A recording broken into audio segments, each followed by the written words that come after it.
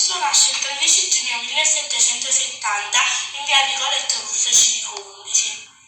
Ecco, questa è casa di Vincenzo Russo, dove prima vivevano lui e la sua famiglia. Adesso la casa è abitata. Questa si può trovare a via Nicoletto Russo, civico 11.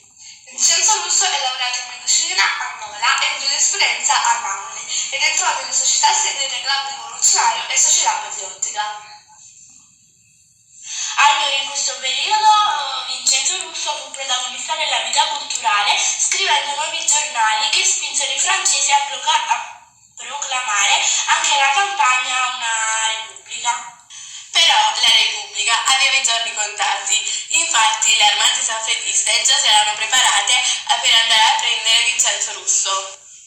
Vincenzo Russo venne preso con le armi in mano il 13 giugno e giustiziato il 19 novembre dell'anno 1799, a soli 29 anni.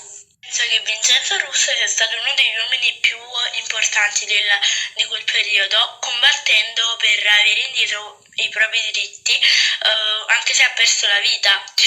Rispecchia anche molto il periodo della pandemia che abbiamo vissuto, visto che abbiamo combattuto per scacciare via un brutto nemico.